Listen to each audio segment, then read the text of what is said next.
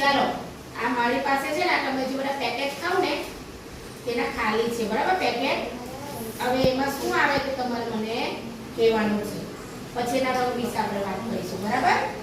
ચાલો આ શેનું પેકેટ છે?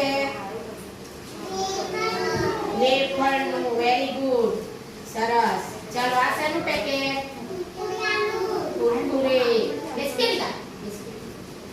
આ શેનું પેકેટ? આ બી વેફરનું પેકેટ છે. આ બિસ્કિટનું. આ દૂધ. આ દૂધ.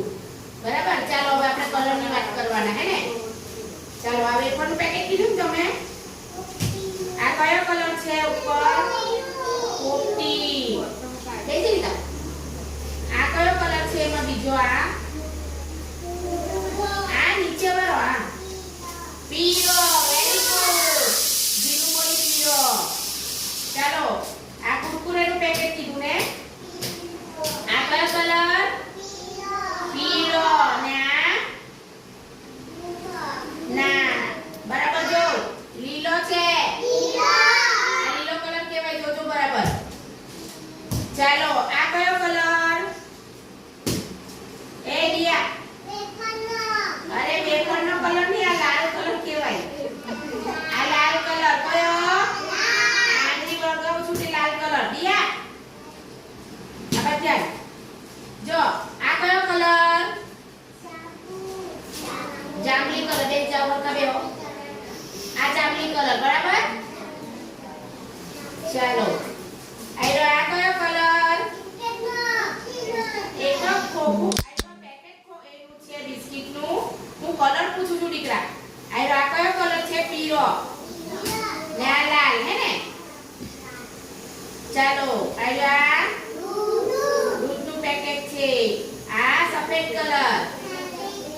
ને આ ગુલાબી કલર છે. ગુલાબી. ચાલો આ બીજું દૂધનું પેકેટ છે. એ બી સફેદ કલર અને લાલ કલર. સમજ પડી? જો આ બધા પેકેટ તમે ખાતા છે મને ખબર છે. પણ આ દીકરા ખવાય નહીં. આ બહુ દિવસનું બનાવેલું હોય ને એ ખબર તમે લાવે ત્યારે એમ ફૂગ હોય એમ અંદર હવા દબાવે તો હવા લાગે હે ને. એ છે ને આપણે એ બધું આપણે જે અંદરથી લઈને ખાય ને તેની અંદર બી એ ભેગાયેલું હોય. એટલે એ ખાવું સારું નથી. તમારી મમ્મી લોકો રસોઈ બનાવે તો તમે બપોરનો સવારની રસોઈ સાંજે બી એકવાર ખાતા હોય પછી બીજે દિવસે ખાઈએ આપણે. બીજે દિવસે તો ફેંકી દઈએ કે નહીં? બગડી જાય ને એટલે ફેંકી દઈએ.